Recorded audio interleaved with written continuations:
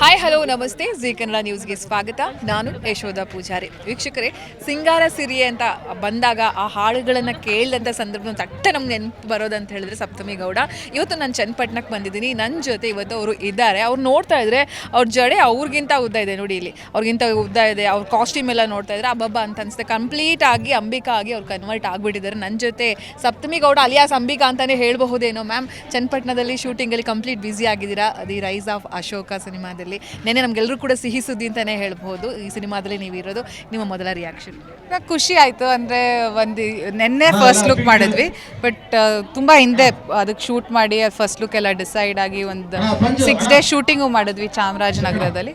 ಅದಾದಮೇಲೆ ಇವತ್ತಿಲ್ಲಿ ಚನ್ನಪಟ್ಟಣದಲ್ಲಿ ಶೂಟ್ ಮಾಡ್ತಾಯಿದ್ವಿ. ಖುಷಿನೇ, ಯಾವುದೇ ಒಂದು ಸಿನಿಮಾ ಶೂಟ್ ಮಾಡ್ತಾ ಇದ್ದೀವಿ, ಅದು ಇನ್ನೊಂದು ಪಾತ್ರ ಮಾಡ್ತಾ ಇದ್ದೀವಿ ಅಂತ ಅಂದಾಗ ಇಟ್ಸ್ ಆಲ್ವೇಸ್ ಖುಷಿ ಆಗುತ್ತೆ. ಇನ್ನೊಂದು ಹೊಸ ಲರ್ನಿಂಗ್ ಎಕ್ಸ್ಪೀರಿಯನ್ಸ್, ಹೊಸ ತಂಡ, ಒಂದಿಷ್ಟು ಹೊಸದು ಕಲ್ತಿಯಕ್ಕೆ ಸಿಗುತ್ತೆ. ಮತ್ತು ಪ್ರತಿಯೊಂದು ಕ್ಯಾರೆಕ್ಟರ್ ಮಾಡಿದಾಗಲೂ ನಮ್ಗೆ ಇನ್ನೂ ಹಳೆ ಸಿನಿಮಾದಲ್ಲಿ ಏನೋ ಅದನ್ನು ಎಕ್ಸ್ಪ್ಲೋರ್ ಮಾಡೋಕ್ಕಾಗಿರಲ್ಲ. ಸೊ ಇದನ್ನು ಅಥವಾ ಎಕ್ಸ್ಟ್ರೀಮ್ ತೊಗೊಂಡಾಗಿರೋರ್ಬೋದು, ಅಥವಾ ಮುಂಚೆ ಮಾಡಿದ ಇಮೋಷನ್ನೇ ಸಟಲಾಗಿ ಮಾಡೋದಾಗಿರ್ಬೋದು, ಒಂದಿಷ್ಟು ನಮಗೆ ಎಕ್ಸ್ಪ್ಲೋರ್ ಮಾಡೋಕ್ಕೆ ಒಂದಿಷ್ಟು ಅವಕಾಶ ಸಿಗುತ್ತೆ ಪ್ರತಿಯೊಂದು ಸಿನಿಮಾದಲ್ಲೂ. ಸೊ ಖುಷಿ.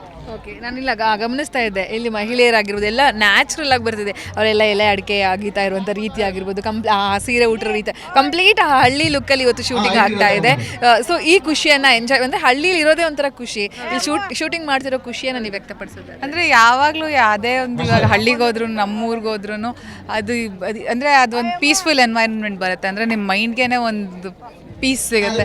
ಸೊ ಸ್ಕ್ರೀನ್ ಮೇಲೆ ನೋಡಿದಾಗ ವಿ ಟ್ರೈನ್ ಟು ಅಂದರೆ ಅದನ್ನೇ ರೆಪ್ಲಿಕೇಟ್ ಮಾಡೋಕ್ಕೆ ಟ್ರೈ ಮಾಡ್ತಾ ಇರೋದು ಸ್ಕ್ರೀನ್ ಮೇಲೂ. ಸೊ ಖುಷಿ ಆಗುತ್ತೆ ಯಾವಾಗ್ಲೂ. ಹಬ್ಬದ ವಾತಾವರಣ ಆಗಿರ್ಬೋದು, ಅಥವಾ ಹಾಡು ಕೇಳಿದಾಗ ಆಗಿರ್ಬೋದು. ಸೊ ಅಂದರೆ ಆವಾಗಲೇ ಒಂದು ಸೀನಲ್ಲಿ ಯಾರೋ ಒಂದು ಅಜ್ಜಿ ಅಂದರೆ ಏನೋ ದೇವ್ರು ತೊಗೊಂಡೋಗೋದು ಯಾವುದೋ ಒಂದು ಶಾರ್ಟ್ ಇತ್ತು. ಸೊ ಅಜ್ಜಿಗೆ ಅವ್ರು ಅದನ್ನ ನೋಡಿ ಅವ್ರ ಪಾಡಿಗೆ ಅವ್ರ ದೇವ್ರು ಹಾಡಾಡ್ತಾಯಿದ್ರು. ಸೊ ಅದೆಲ್ಲ ಅಂದರೆ ನೋಡೋಕ್ಕೆ ಖುಷಿ. ಅಂದರೆ ಅವ್ರಿಗೆ ಅದೆಲ್ಲ ಅವ್ರ ಚಿಕ್ಕ ವಯಸ್ಸಿದ್ದಾಗಿಂದನೂ ಅವ್ರು ನೋಡ್ಕೊಂಡು ಬಂದಿರೋದು. ಇನ್ನೊಂದು ಶೂಟ್ ಮಾಡಿದ್ವಿ ಅವಾಗ ಚಾಮರಾಜನಗರದಲ್ಲಿ. ಅಲ್ಲಿ ಮಾಡಬೇಕಾದ್ರೂ ಅಷ್ಟೇ, ಅವ್ರಿಗೆ ಹಾಡಿ ಅಂದರೆ ಸಾಕು, ಅವ್ರಿಗೆಲ್ಲ ಪದಗಳನ್ನೆಲ್ಲ ತುಂಬ ಚೆನ್ನಾಗಿ ಹಾಡೋರು. ಸೊ ಅವ್ರಿಗೆಲ್ಲ ಅದೆಲ್ಲ ನಾನು ತುಂಬ ಕಡಿಮೆ ನೋಡಿರ್ತೀವಿ, ಬಟ್ ತುಂಬ ಕಡಿಮೆ ಅದನ್ನೆಲ್ಲ ನೋಡಿ ಬೆಳೆದಿರೋದು. ದಿನ ಯಾವಾಗಲೂ ಅಂದರೆ ಒಂದು 5 ವರ್ಷಕ್ಕೊಂದ್ಸತಿನೋ 10 ವರ್ಷಕ್ಕೊಂದ್ಸತಿನೋ ನೋಡ್ತೀವಿ. ಸೊ ಈ ಶೂಟಿಂಗ್ ಎಕ್ಸ್ಪೀರಿಯನ್ಸ್ ಅಂತ ಬಂದಾಗ ಅದೆಲ್ಲ ನೋಡೋಕ್ಕೆ ಖುಷಿ ಆಗುತ್ತೆ. ಈ ಸಿನಿಮಾದಿಂದ ಕಾಲ್ ಬಂದಂಥ ಸಂದರ್ಭದಲ್ಲಿ ಯಾಕೆ ಈ ಸಿನಿಮಾ ಒಪ್ಕೋಬೇಕು ಅಂತ ಅನಿಸ್ತು, ಅದ್ರ ಬಗ್ಗೆ ಹೇಳೋದಾದ್ರೆ ಏನು ಅಂಥದ್ದು ಇಷ್ಟ ಆಯಿತು ನಿಮಗೆ ಅಂತ ಹೇಳಿ? ಅಂದರೆ ನನಗೆ ಸತೀಶ್ ಅವರು ಹೇಳಿದರು, ಅಂದರೆ ಈ ಥರ ರೈಸ್ ಆಫ್ ಅಶೋಕ ಮಾಡ್ತಾಯಿದ್ದೀವಿ, ಬಟ್ ಲುಕ್ಸ್ ಪ್ರಾಬ್ಲಿ ಸೇಮ್ ಆಗ್ಬೋದು. ಅಂದರೆ ಅವ್ರದ್ದು ಟ್ರೇಲರ್ ಒಂದು ಫಸ್ಟ್ ಲುಕ್ ಇವ್ರದ್ದು ಸತೀಶ್ ಸರ್ ಬಿಟ್ಟಾಗ ಎಲ್ಲರೂ ಅಂದರೆ ಅವ್ರು ಬಂದು ಹೇಳಿದ್ರು, ಈ ಥರ ರೈಸ್ ಆಫ್ ಅಶೋಕ ಅಂತ ಒಂದು ಸಿನಿಮಾ ಮಾಡ್ತಾಯಿದ್ದೀವಿ, ಹಿಂಗಿದೆ ಕ್ಯಾರೆಕ್ಟರು ಅಂತ. ನಾನು ಹೌದಾ, okay sir, all the best ಅಂತೆಲ್ಲ. ಆಮೇಲೆ ಒಂದು ಸತಿ ಕಾಲ್ ಮಾಡಿದ್ರು, ಇಲ್ಲ ಒಂದು ಸತಿ ಕೇಳಿಸ್ಕೊತೀರಾ ಕತೆನ ಅಂತ. ನಾನು ಯಾವುದೇ ಕತೆನ ಕೇಳಿಸ್ಕೊಳ್ಳಲ್ಲ ಅಂತ, ಯಾರೇ ಆಗಿರ್ಬೋದು, ಯಾ ಪ್ಲೀಸ್ ಹೇಳಿ ನರೇಟ್ ಮಾಡಿ ಅಂತ. ಸೊ ಅವಾಗ ಮನು ಅವ್ರು ಬಂದು ಕತೆ ನರೇಟ್ ಮಾಡಿದ್ರು, ಇದೇ ಈ ಥರ ಇದೆ, ಜಿಸ್ಟ್ ಕೊಟ್ಟರು. ಬೇಸಿಕಲಿ ಒಂದು ಸಮ್ಮರಿ ಹೇಳಿದ್ರು. ಅದ್ರ ಜೊತೆ ಅಂಬಿಕಾನ ಪಾತ್ರದ ಏನು ಕ್ಯಾರೆಕ್ಟರೈಸೇಷನ್ನು, ಎಮೋಷ್ನಲ್ ಗ್ರಾಫ್ ಏನು, ಆ್ಯಂಡ್ ಅವಳ ಸೀನ್ಸ್ ಏನು, ಅವಳು ಹೇಗೆ ಅಂದರೆ what is her take, her stand ಅಂತ. So I said immediately. ಆಮೇಲೆ ಸತೀಶ್ ಸರ್ ಕಾಲ್ ಮಾಡಿದೆ, ಇಲ್ಲ ನಂಗೆ ಕತೆ ಇಷ್ಟ ಆಯಿತು, ಅಂದರೆ ಏನೂ ಗಿಮಿಕ್ ಇಲ್ಲ ಕಥೆಯಲ್ಲಿ, ತುಂಬ ಸ್ಟ್ರೇಟ್ ಫಾರ್ವರ್ಡ್ ಸಿಂಪಲ್ ಕತೆ. ಒಬ್ಬ ಹೇಗೆ ಒಂದು ಊರಲ್ಲಿರೋನು ಹೇಗೆ ಹೋರಾಟ ಮಾಡ್ತಾ ಇದ್ದಾನೆ ಅಂತ, ವೆರಿ ಸಿಂಪಲ್ ಕತೆ, ಬಟ್ ಅದರಲ್ಲಿ ತುಂಬ ಎಮೋಷನ್ಸ್ ತುಂಬಿದೆ. ಸೊ ಐ ಸೈಡ್ ಓಕೆ, ನಂಗೆ ಅದು ಐ ಲೈಕ್ ಇಟ್. ಏನೋ ಒಂದು ಟ್ವಿಸ್ಟ್ ತೊಗೊಂಡು ಬಂದು ಇದನ್ನು ಹಾಕಿ ಗಾಬರಿ ಮಾಡಿ ಆ ಥರ ಏನೂ ಇಲ್ಲ. It's very simple story. So ನಂಗೆ ಅದು ತುಂಬ ಇಷ್ಟ ಆಯಿತು. ಊಟ ಮಾಡ್ತೀರಾ ಮ್ಯಾಮ್ ಇಲ್ವಾ? ಹೇಗೆಂದ್ರೆ ಗಮನಿಸ್ತಾ ಇರ್ತೀವಿ ನಾವು, ಯಾವ ಲುಕ್ಗೂ ನೀವು ಸೆಟ್ ಆಗ್ತೀರಿ. ಯಾಕಂದರೆ ಒಂದು ಇದು ಡೆಡಿಕೇಶನ್ ಕೂಡ 100% ಇದೆ. ನಮ್ಗೆ ಬೇಕು ಮಾಹಿತಿ ಏನಪ್ಪ ಅಂತ ಹೇಳಿದ್ರೆ, ನೀವು ಊಟ ಮಾಡ್ತೀರಾ ಅಥವಾ ನೀರು ಕುಡ್ಕೊಂಡೇ ಇದ್ದು ಬಿಡ್ತೀರಾ? ಊಟ ಮಾಡ್ತೀನಲ್ವ ಬಸ್ ಮಾಡ್ತೀನಿ, ಹಂಗಂತೇನಿಲ್ಲ. ಬಟ್ ಅದೇ ಇವತ್ತೂ ಯಾರೋ ಹೇಳ್ತಾರೆ, ಮೇಡಮ್ ಅಲ್ಲಿ ನೋಡಿದ್ವಿ ಇಲ್ಲಿ ನೋಡಿದ್ರೆ ಯಾವುದೋ 8th ಸ್ಟ್ಯಾಂಡರ್ಡ್ ಹುಡುಗಿ ಥರ ಕಾಣಿಸ್ತಾ ಇದ್ದೀರಾ ಲಂಗದವಳಿಲಿ ಅಂತ. ಸರಿ, ಅಲ್ಲ ಆ ಪಾತ್ರಕ್ಕೆ ಹಾಕಬೇಕಿತ್ತು. ಇವಾಗ ಹೀಗೆ ಅಂದರೆ ಪಾತ್ರ ಹೇಗೆ ವಾಟ್ ಇಟ್ ಆಸ್ಕ್ಸ್ ಫಾರ್ ಅಷ್ಟೇ, ಅದಕ್ಕೆ ಅದೇ ರೀತಿ ಚೇಂಜ್ ಹಾಕೊಂಡು ಅಷ್ಟೇ, ಅದಕ್ಕೆ ಚೇಂಜ್ ಹಾಕ್ಕೊಂಡು ಹೋಗೋದು ಅಷ್ಟೇ, ಇನ್ನೇನಿಲ್ಲ. ಅದು ಬಿಟ್ಟು ಅಂದರೆ ವರ್ಕೌಟ್ ಮಾಡ್ತಾಯಿದ್ದೆ, ಬಟ್ ಇವಾಗ ವರ್ಕೌಟ್ ರುಟೀನ್ ಆಗಿರ್ಬೋದು, ಅಥವಾ ಊಟದ್ದು ಏನು ಹೇಗೆ ಇದ್ದೇನೆ ಅಂದರೆ ನನಗೆ ಬೇಸಿಕ್ಲಿ ನಾನು ಎಲ್ಲರೂ ಕೇಳ್ತಾರೆ ಏನು ಡಯಟು ಬೆಳಗ್ಗೆ ಏನು ರಾತ್ರಿ ಏನು. ನಾನು ಆ್ಯಕ್ಚುಲಿ ಹೊಟ್ಟೆ ಹಸಿದ್ರೆ ತಿಂತೀನಿ, ಇಲ್ಲಾಂದರೆ ತಿನ್ನಲ್ಲ ಅಷ್ಟೇ. ಸೊ ಅಷ್ಟೇ ನನ್ನ ಡಯಟ್ ಇಸ್ ದಟ್. ನೀವು ಏನಾದರೂ ಕೊಡಿ, ನೀವು ಕೇಕ್ ಕೊಡಿ, ಚಾಕ್ಲೇಟ್ ಕೊಡಿ, ಏನಾದರೂ ಕೊಡಿ, ನಾನು ಎಲ್ಲ ತಿಂತೀನಿ. ಬಟ್ ಹೊಟ್ಟೆ ಹಸ್ದಾಗ ಮಾತ್ರ ತಿನ್ನೋದು, ಇಲ್ಲಾಂದರೆ ನಾನು ತಿನ್ನಲ್ಲ ಅಷ್ಟೇ. ಮೂಗುತಿ ಚೆಲ್ವೆ ನಮ್ಗೆ ಎರಡು ಮೂಗುತಿಗೆ ಟ್ರೆಂಡ್ ಕ್ರಿಯೇಟ್ ಮಾಡಿದವ್ರೆ ನೀವು. ಮೇ ಬಿ ನಾವು ಚುಚ್ಕೊಂಡು ತೆಗ್ಬಿಟ್ವಿ, ಈಗ ರಿಂಗ್ ಹಾಕೊಂಡಿದ್ದಾರೆ. ಮೇ ಬಿ ಇದು ಟ್ರೆಂಡ್ ಕ್ರಿಯೇಟ್ ಮಾಡ್ಬೋದಾ ಅಂತ ಹೇಳಿ, ಅದೊಂಥರ ಲಕ್ ಅಂತಾನೆ ಹೇಳ್ಬೋದು. ತೆಗ್ಸಿದ ಮೇಲೆ ಹೇಗಿದೆ ಅಲ್ಲ, ಆ್ಯಕ್ಚುಲಿ ಅದು ಮುಚ್ಚೋಗಿದ್ದು ಎರಡು ಕಡೆನು ಮಧ್ಯದಲ್ಲಿ. ಪ್ರಾಬ್ಲಿ ಲಾಸ್ಟ್ 6 months ಹಾಕಿರಲಿಲ್ಲ ನಾನು, ಸೊ ಅವಾಗ ಮುಚ್ಚೋಗಿತ್ತು.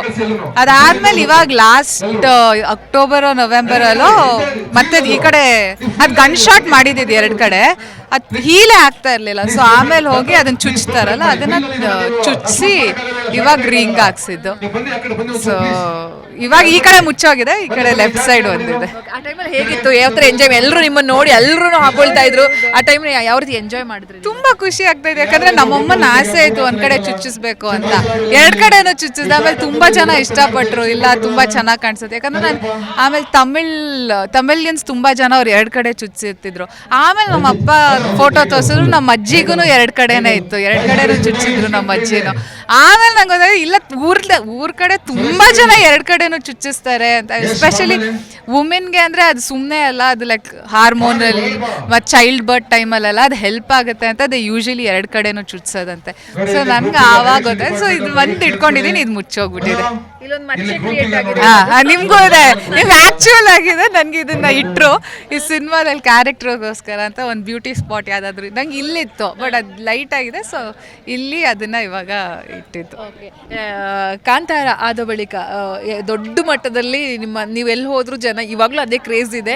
ಆ ಟೈಮ್ ಹೇಗಿತ್ತು? ಇವಾಗ ನಿಲ್ಸ್ಕೊಳ್ಳೋದ್ರೆ ನಿಮ್ಗೆ ಇವಾಗ್ಲೂ ಅಷ್ಟೇ ಇಷ್ಟಪಡ್ತಾರೆ ಜನ ಸಿನಿಮಾನ. ಅಂದರೆ ರೆಕಗ್ನೈಸ್ ಮಾಡೋದು ಕಷ್ಟ, ಬಿಕಾಸ್ ಅಲ್ಲಿದ್ದು ಐ ಥಿಂಕ್ 3 years ಆದಮೇಲೆ ರೆಕಗ್ನೈಸ್ ಮಾಡೋದು ಕಷ್ಟ. ಆವಾಗ ಹೇಗೆ ಕಾಣಿಸ್ತಾ ಇದೆ, ಇವಾಗ ಹಂಗೆ ಕಾಣಿಸ್ತಾ ಇದೆ.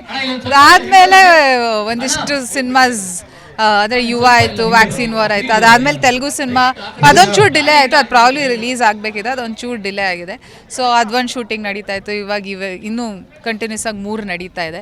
ಸೊ ಅಲ್ಲಿಂದ ಅಲ್ಲಿಗೆ ಜಂಪಿಂಗ್ ನಡೀತಾ ಇದೆ. ಸೊ ಅದು ನಂಗೆ ಅದು ಇಷ್ಟ. ಐ ಆಲ್ವೇಸ್ ವಾಂಟೆಡ್ ಟು ಈ ಸೆಟ್ಟಿಂದ ಆ ಸೆಟ್ಟಿಗೆ. ಇವತ್ತು ಆ್ಯಕ್ಚುಲಿ ನೈಟ್ ಶೂಟ್ ಮಾಡ್ಕೊಂಡು ನೆಕ್ಸ್ಟ್ ಇನ್ನೊಂದು ಸೆಟ್ಗೆ ಹೋಗ್ಬೇಕಿತ್ತು. ಸದ್ಯಕ್ಕೆ ಅದು ಮುಂದಕ್ಕೆ ಹೋಗಿದೆ, ಇಲ್ಲಾಂದ್ರೆ ನಿದ್ದೆ ಇಲ್ಲದೆ ಆ ಸೆಟ್ಗೆ ಹೋಗ್ಬೇಕಿತ್ತು ಇವತ್ತು, ಬಟ್ ಅದು ಮುಂದಕ್ಕೆ ಹೋಗಿದೆ. ಸೊ ಯಾವಾಗಲೂ ಯಾವುದೋ ಒಂದು ಸಿನಿಮಾ.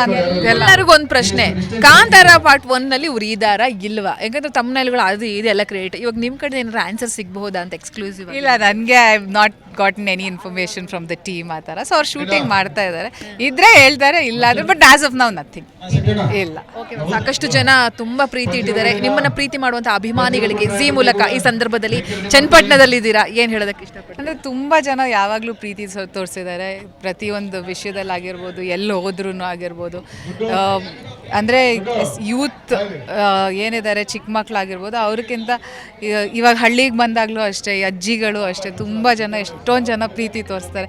ಇವತ್ತು ಬೆಳಗ್ಗೆ ಸೀನ್ ಮಾಡ್ತಾಯಿದ್ದೆ, ಕಾಲು ಏಟಾಯಿತು, ಯಾರೋ ಬಂದು ಕೇಳಿದ್ರು, ಅಯ್ಯೋ ಪರವಾಗಿಲ್ವಾ ಅಂತ.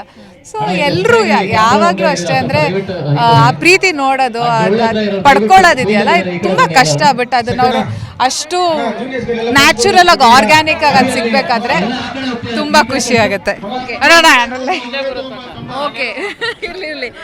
ಮನೆಗೆ ಮೊದಲ ಮಗಳು ಎಲ್ಲರೂ ಕನಸಿರುತ್ತೆ, ಮದುವೆ ಮಾಡಿ ಕಳಿಸ್ಬಿಡೋಣ ಹೆಣ್ಮಕ್ಳು ಅಂತ ಅಂದಾಗ ಒಂದು 19 ವರ್ಷ ಶುರು ಮದುವೆ ಅಂತ. ನಿಮ್ಮನೆಲ್ಲೋ ನಿಮ್ಮ ಫ್ಯಾಮಿಲಿ ಇದ್ದೇ ಇರುತ್ತೆ.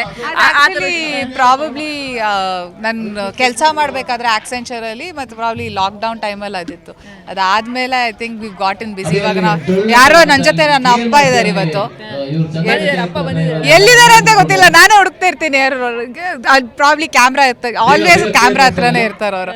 ಸೊ ಅಪ್ಪ ಬಂದಿದ್ದಾರೆ, ಇಲ್ಲಾಂದ್ರೆ ಅಮ್ಮ ಬರ್ತಾರೆ. ಸೊ ಲಾಸ್ಟ್ 2 ಸ್ಕೆಡ್ಯೂಲಿಂದ ಅಪ್ಪ ಬರ್ತಾ ಇದ್ದಾರೆ. ಬ್ಯಾಂಗ್ಳೂರ್ ಆದ್ರೆ ಅಮ್ಮ ಈಸಿ, ಸೊ ಅಮ್ಮ ಬರ್ತಾರೆ. ಅಲ್ಲೇ ಇದ್ದಾರೆ, ಅಲ್ಲಿ ಕ್ಯಾಬ್ ಕಾಣಿಸ್ತಾ ಇದೆ ನನಗೆ ಇವಾಗ.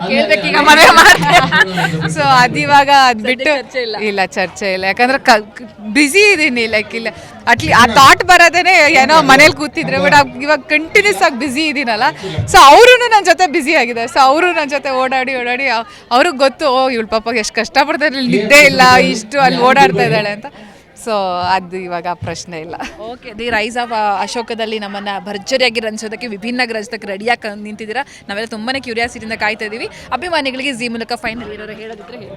ರೈಸ್ ಆಫ್ ಅಶೋಕ ಪ್ರಾಬ್ಲಿ ಅಂದರೆ ರಿಲೀಸ್ ಡೇಟ್ ಇನ್ನೂ ಅನೌನ್ಸ್ ಆಗಿಲ್ಲ, ಬಟ್ ಯಾವಾಗ ರಿಲೀಸ್ ಆಗುತ್ತೋ ಎಲ್ಲರೂ ಬಂದು ಸಿನಿಮಾ ನೋಡಿ ಇಷ್ಟ ಆಗುತ್ತೆ ಅಂತ ಅನ್ಕೊತೀನಿ ಆ್ಯಂಡ್ ಪ್ರೋತ್ಸಾಹ ಕೊಡಿ ಅಷ್ಟೇ. Thank you so much ma'am, thank you, all the best. Thank you so much.